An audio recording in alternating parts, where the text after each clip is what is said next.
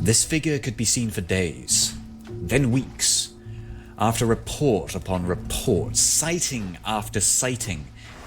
Eventually, the villagers decided that enough was enough. Something had to be done. They settled on a plan. The shambling thing had of course been seen on its trail, leading all the way up to the well, where then the thing would throw the sack down into its depths, only to soon follow suit, crawling down into the murky old well. The locals knew that there was only one way to properly investigate. So they sent a poor Dutchman, who just so happened to be smaller than their average, down by a rope into the black well to investigate. Down went the brave Dutchman late one evening, tense with fear, the murky waters still beneath him. The horror thick in the air, with the notion that the silence could break at any moment with the sound of something waterlogged that is not meant to speak. This, until at last, the Dutchman hung above the waters, and with a hook pushed down into the darkness, came upon something. Quickly, upon his call, they fished up first the Dutchman, then a large brown mass from the bottom. It was a bag, one within which they found the mangled remains of 2 legs. Ooh, I should hope they drained that bloody well. Oh, of course they did. In its place, they even installed a new pump, and strangely, the sighting ceased after that. Really? Just from that? Yeah. But the very pump was actually removed some years after that. And? And the villagers once again reported awful groaning deep into the night. By all accounts, the ghost had returned, until at last the pump was reinstalled. That doesn't make much sense. Ghosts in general don't make much sense? Nonsense! They make perfect sense. It's just a sense we don't yet grasp. You think so? My boy, all things are ordered and explicable. Even chaos hearkens to the beat of unseen principles. There is no true randomness, merely spontaneous whimsy. Flowers wilt, waters flow, aortic valves implode, vampires suck, but never for no reason. That's a surprising outlook, sir.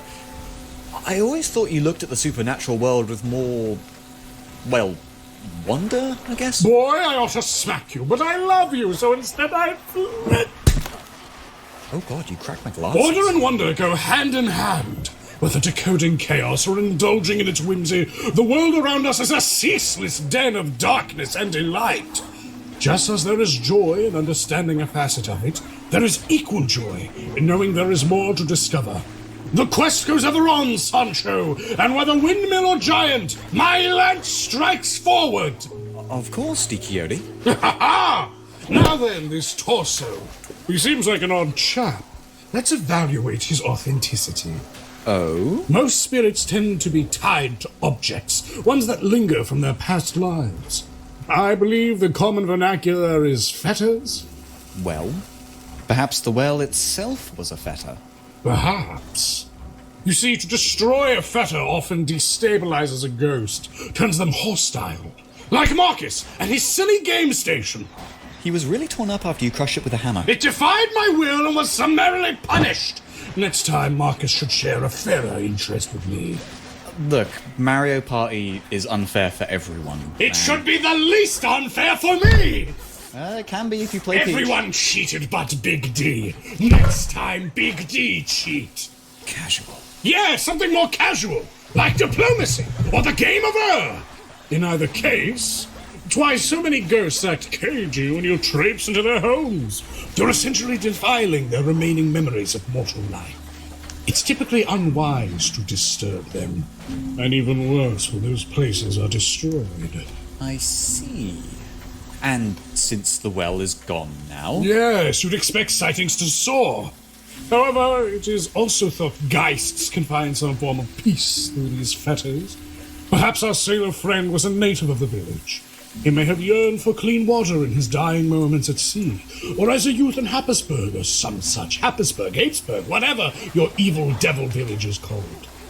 It's pure conjecture, but mayhaps in bringing it to his village, he made peace with his death, before he went to hell. Which explains why he only came back after the pump was removed. Right on the money! Though, of course, it's just as likely that this ghost was a Happisburg hoax to get the government to replace an old pump. Or perhaps a story shared by bandits and criminals to keep roads clear at night. In the book I read, they suggested the chap was a smuggler of some such, likely murdered in a quarrel with his own coal. Not his own quarrel will get him. You know, it's always the quarrel you don't see that gets you. That was a funny joke. I taught it to Marcus. Right, sorry. Likely murdered in a quarrel with his own comrade. Ah, who can say? Truths like these are hidden for a reason. For mankind to bring them hissing, screaming into the light, for all to behold. Right inspiring, sir. Speaking of, could I ask how you know any of this? I once entered an abandoned hotel in L.A. A ghost threw a phone at me. I have studied their ways ever since. Why not, damn you! Do not mock me, Philistines! I'll kill you, necromancer! I'll kill all of you! Ah! I'll break it down out of your body, you boxer! Do you want to hear more Norfolk urban legends? Of course! Cool! Well, let's see, there's loads to cover. Black Shuck, the Norfolk Priest Holes, the Witch of East Somerston. Ooh, a spookoy witch! Sure, we'll go with that one. Long ago, in the 15th century, a mysterious peg-legged woman was accused by the local clergy of witchcraft. While this was naturally a barbarous practice... That shit was crazy! While we know those accused of witchcraft were innocent, the Witch of East Somerston, for reasons we'll get into, was perhaps not. While proof of her deeds have been lost to the ages, stories abound of her sorcerous ways. And for this, she was seized and buried alive beneath St. Mary's Church in the little village of East Somerton. However, unfortunately for the church, this would prove to be their last mistake, for a witch's ire is rarely spurned. When the ground was cleared for her burial, she only laughed as the dirt covered her shackled body.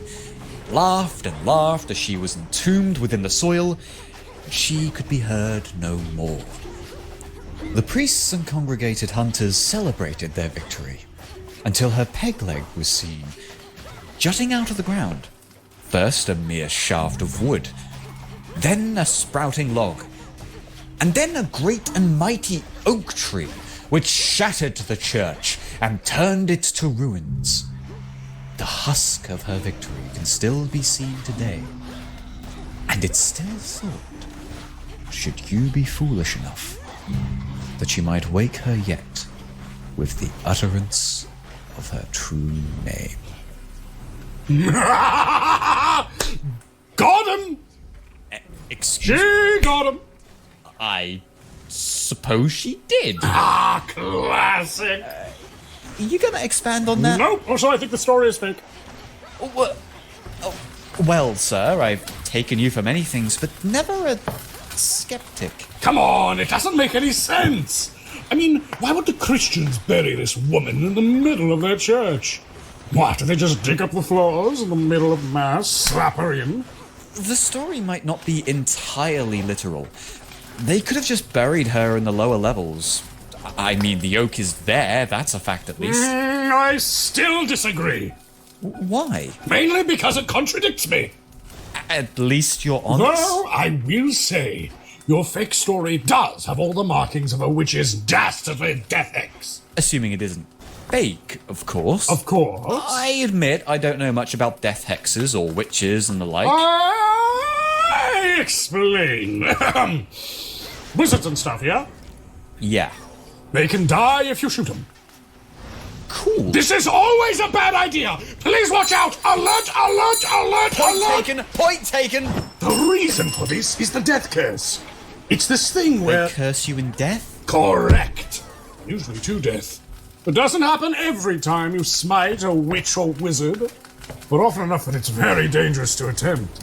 Bloody hell. So you mean to say if there's an evil wizard running around, we can't do anything about it? Of course you can. Wizards are nerds you can easily punch. Oh, good. But to be safe, make sure you aren't seen. Or heard. Or known to them at all before killing them instantly, or else your brain will be turned into a cornered cob, and this is a fact. Oh, well, as scary as killing one is, at least they're not so hard otherwise. Oh, actually, they can warp reality with their wheels and brains. What? Oh, yeah, near infinite power to alter creation. Oh. Man, and I thought Kevin was bad. The great and mighty Kevin was formidable. But indeed, were he a true magi, I doubt could have survived your encounter. Our encounter? What about you? Oh, I'd have been fine.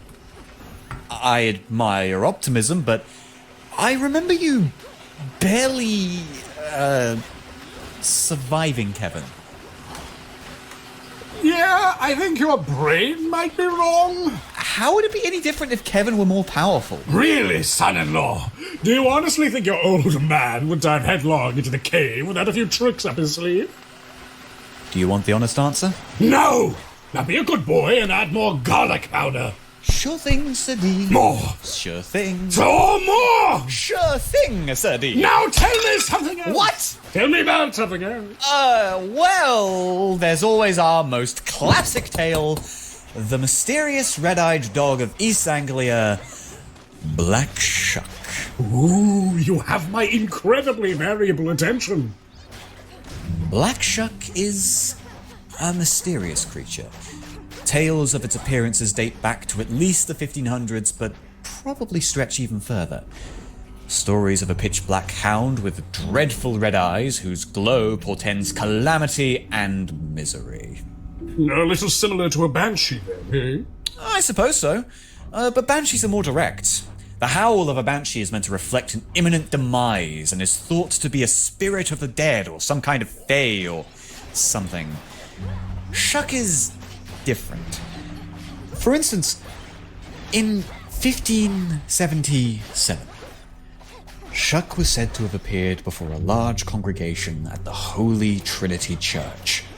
Shattering through the doors in a clap of thunder, Shuck's appearance befuddled and terrified the congregation. Pitilessly, Shuck strode through the nave, ripping a man and child to shreds where they stood. The crowd stood agape before the steeple of the church collapsed down upon them all. How curious. Now this is an exciting story. Oh, well, it gets even better. That very same night, there was a reported sighting in St. Mary's Church. A different St. Mary's, one in Bungay. Black Shuck again interrupted a congregation, this time in a burst of flame. He launched through the crowd, inciting panic and delirium before brushing against two curious individuals in the midst of prayer. Ooh, the anticipation is killing me. Before those same two suddenly fell dead like marionettes with broken strings. Yes, yes, yes! My boy, I am going to kick this dog! Oh, son-in-law, surely you see, this little hellhound is causing a commotion, a ruckus, killing people, eating souls, probably barking, which means it's a victimless crime to experiment on him! Not to dampen your mood, D, but, this all happened in the 1500s. Time means nothing! There is not a statute of limitations on being a goblin. He's a dog? Yes, whatever that is. Well, I suppose there are modern sightings, though they're far less dramatic. Oh? Yeah, usually people getting spooked and being like, "Oh no, mate, that's Black Shuck, innit?" And it is, and yeah, that's the story there, it's kind of lame. Propaganda! What? It sounds like propaganda. Perhaps there is a network of these dogs. What? A network of dogs running a joint venture to keep the common man quiet about dog crime and dog poker. What? And the only dogs I know to do crime are the werewolves. What? Oh. Wait, hang on. You know about werewolves? My boy, if there is a supernatural pest on this planet, you can assume I have bested it at least once. Remind me to tell you about my mummy adventure sometime. Mummy? Second-hand, don't. You're British. Okay, I know the English government has a history of plunder and thievery, but the British Museum can't steal your funny mummy moment. Presume nothing! Also, burn your national insurance papers! What? Why? The power of true names run eternal, even in Meshtian code! So, evil dog. This is a lot to pack in, and you've barely even given me werewolf facts. Werewolves, that's right! Well, randomly attacking churchgoers certainly fits their MO, or at least in the period. Wait, really? Oh, yeah.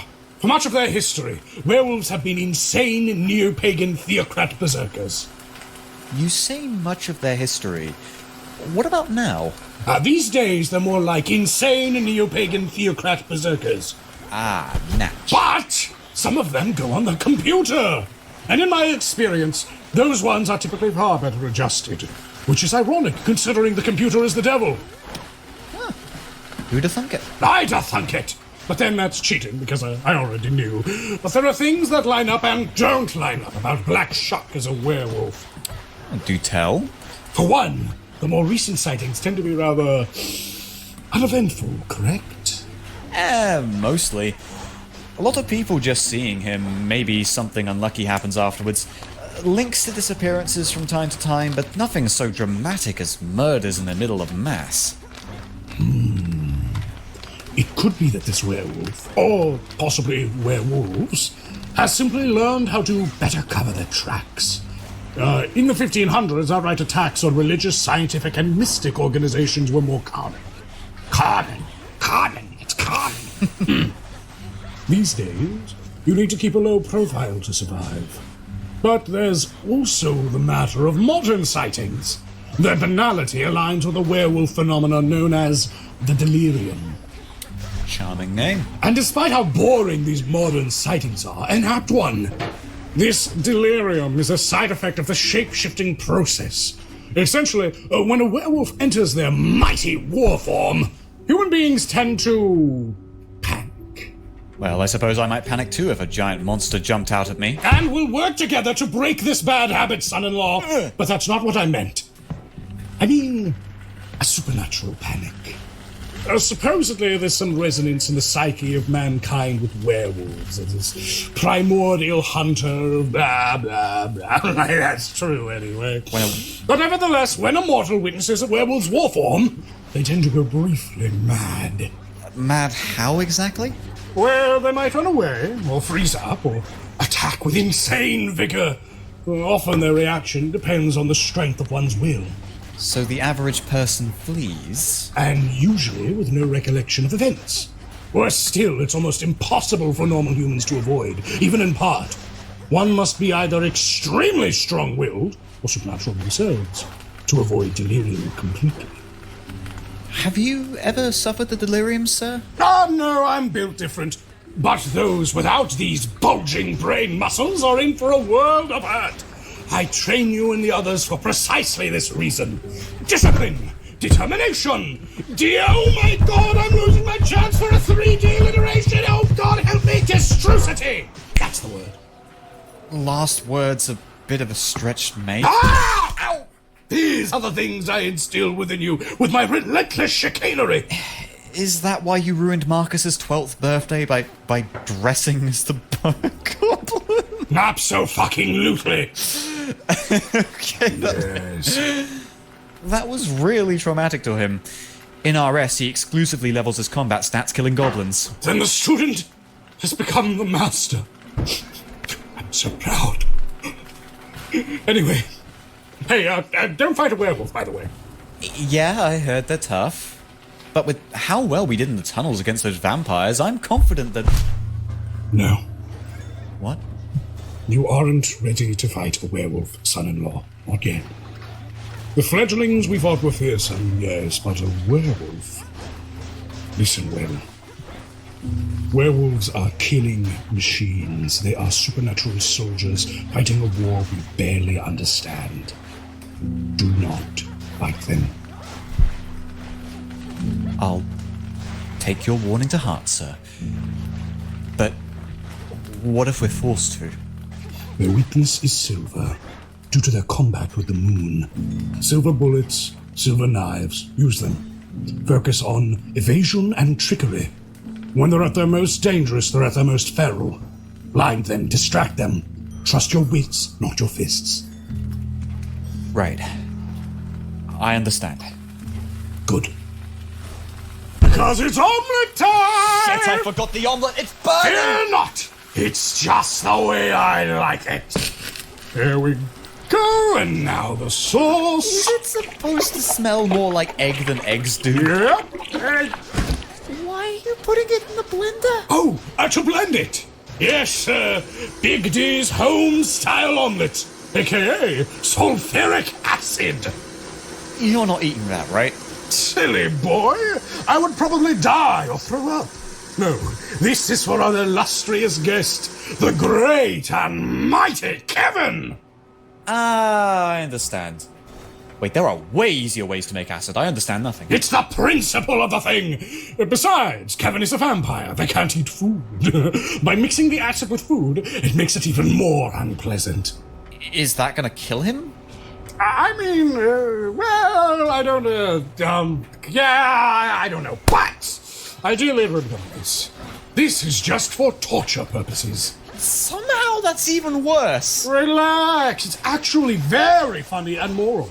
And besides, it's the threat of torture that's the most important. That old Tremere will crack like an egg before I have to use this stuff. Mark my words. Tremere? Yes, that is the name of one of the vampire clans. Everyone hates them and wants them to die. Do go on, Sir D. What's the civil structure like? Are they bloodlines, families, impersonal syndicates? Do they confer abilities? What are their secrets? Are there any Norfolk clans? What are the other ones? What's an antediluvian within this context? Why does Piotr hate them? Son-in-law! I have two cruel truths to impart upon you. Okay. The first is, you will need to buy a new blender. Bollocks. The second, vampire lore is, tricky. More than any other supernatural creature, vampires despise being unveiled. They relentlessly hunt any breach of their vaunted secrecy with organized and military precision. As such, though I know much, I speak little of it, and sadly, share even less.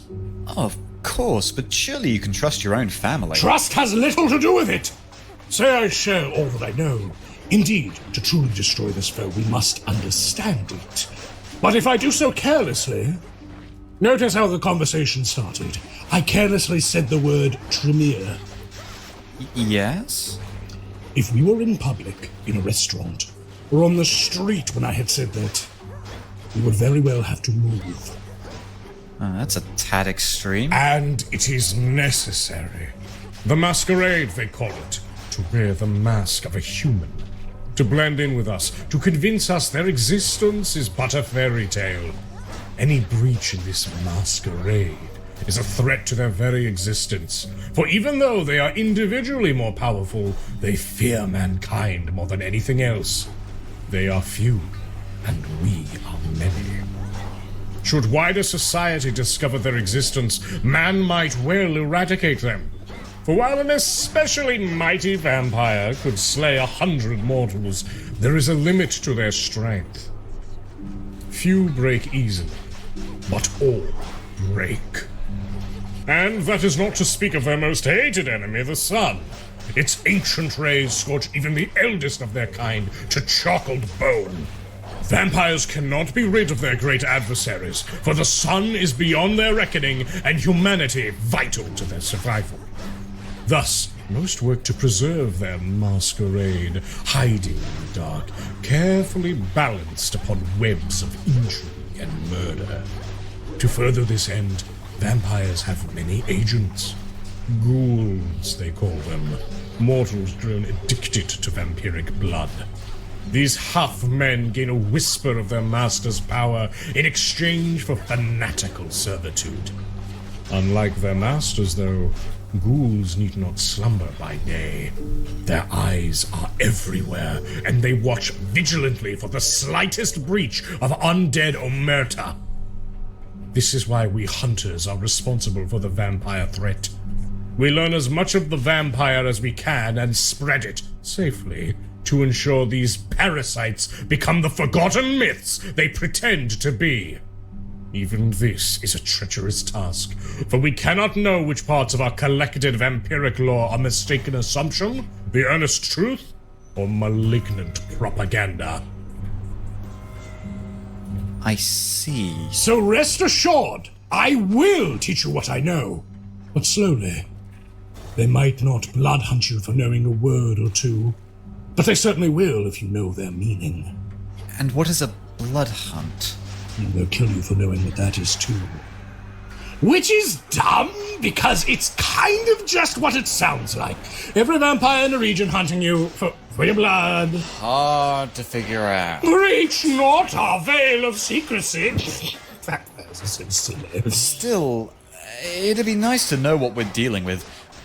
For instance, Pyotr flashed in and out of visibility on the security cameras, and I swear that 8-Boy gets uglier every time I see him. 8-Boy was the Marcus of the group, right? Absolutely. Fuck him. Oh yeah, fuck him. But yes, your questions are valid. Let me say this then. Pyotr, that sludge lad? Not the right term, is it? Oh no, but that clan are vampire info brokers, so it's one of the scariest ones to actually know. Sludge lad is just fine for now. We're going with sludge lad. Primarily, they are known for 4 things. First, their ability to turn invisible. Some can even use vampiric magics to alter their appearance, appearing as something they're not. Second, their ability to control animals. Sludge lads are known to use legions of vermin as their eyes and ears. After all, who better to eavesdrop than the rats in your wall? All the worse when they're ghouled by their undead masters and gain a smattering of their vampiric magics. That explains your intense pest control methods. Listen, I raised Dor on a steady diet of home-hunted spy rats, and look at him! He came out American! Isn't it awful? And so the 3rd and 4th things? Thing 3 is that they're ugly. Oh. But ugly. Ah. Don't pity them. Honestly, some of them make it work. Oh, God. When he called me Loverboy, when I said he looked hideous, did Pyotr think I was hitting on him? I can't say for sure, but also, yes, definitely that was the case. Shit! Fear not! I will not inform my son about your tryst with the sewer child. Oh, the 4th thing. They're super strong and can juggle dubsters. Oh. Oh, no. We have him in a tiny cage. Is that going to hold? Well, if he hasn't broken out, did Dor make the cage? Maybe? If he did, no worries. If he didn't, why didn't he? That's true. Well, the lad could be biding his time. Or he figures he can't break through the big vault that is our cellar, so he's waiting for his chance to escape. Or he could just not be very strong. Oh. I see. Or, well, I mean, Marcus insists his kick was pretty alright. Oh, vampires are capable of some superhuman physical feats. But he probably couldn't throw a car or whatever, drained as he is. Good thing we stabbed them bloody, then. It seems like a pretty big weakness if their strength is beholden to their amount of blood. Yes, being a vampire is a fine deal. Until you notice the many caveats. For instance, their strength is weakened with every generation. With each new passing of the supernatural disease that is vampirism, the power within the blood of each new child lessens. Additionally, the vampire's unique magics are like any other mundane skill. Some come intuitively, others start at different levels of expertise, but all must have time and effort put into them. It could be that Pyotr has simply not mastered the vampiric art of potence, or has only honed it to a slight edge? It'd account for his performance back in the tunnels, I suppose. He seemed like he'd be tougher than he was. His kind are sometimes brawlers, but Pietro himself, he seems like an opportunist to the core. A straight-up fight seems out of his element. The real danger comes from which of his other skills he's applied himself to. So invisibility or animal control? Him being able to disappear even on camera tells me his specialty might actually be invisibility. Not everyone is capable of that little hat trick. Or ugly. Yeah, he's really honed that into an art. I've seen ugly. Fair enough. In Happysboro.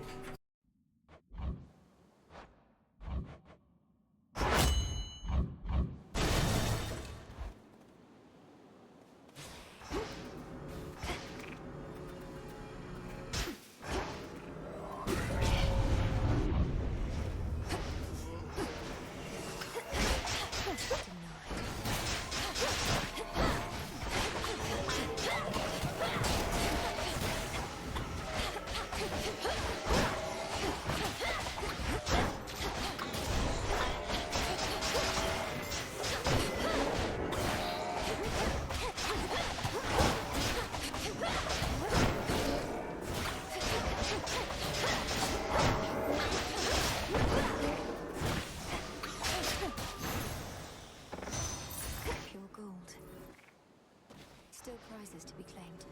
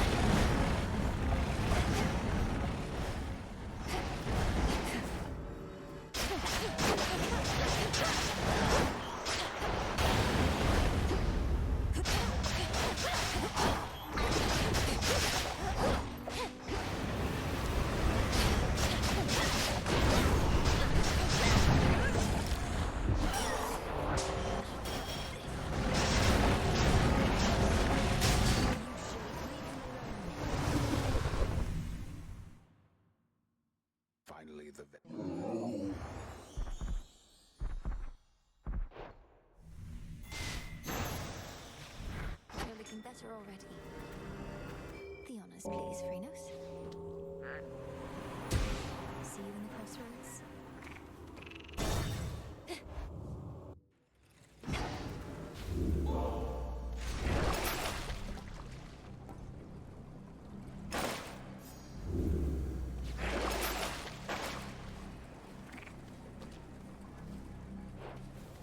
One last try.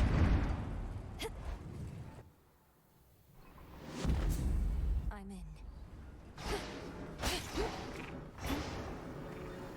Just a few chambers to the house.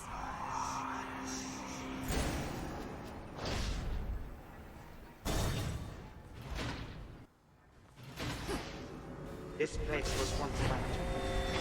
Shall we go? I'll see you soon, Titan.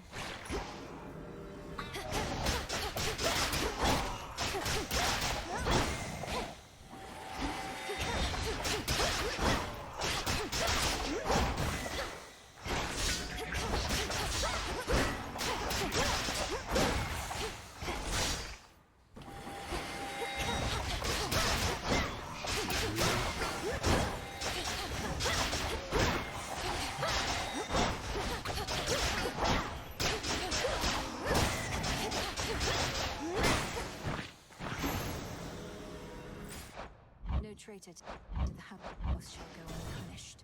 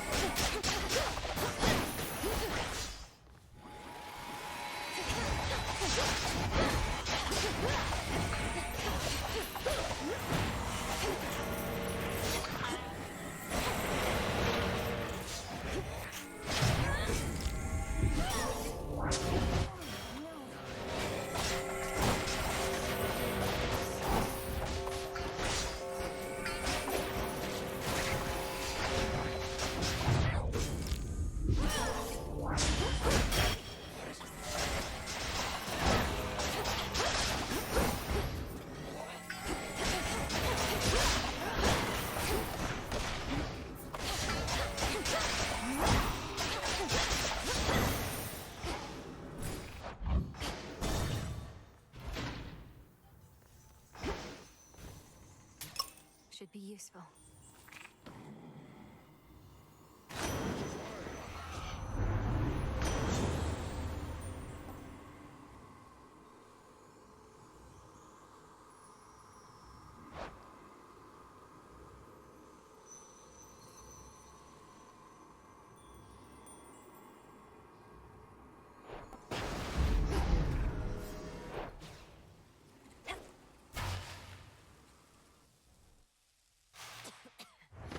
Kronos!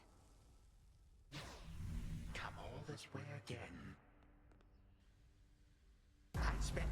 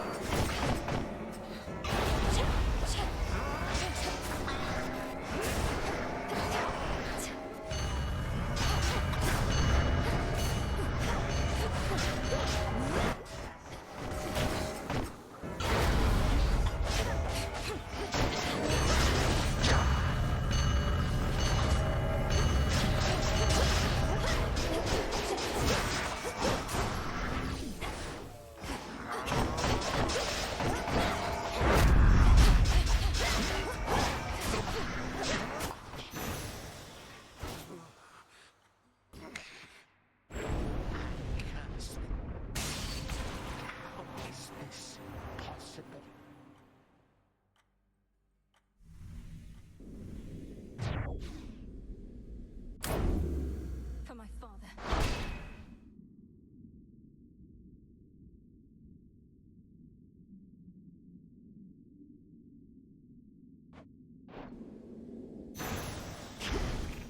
So much for the ravages of time.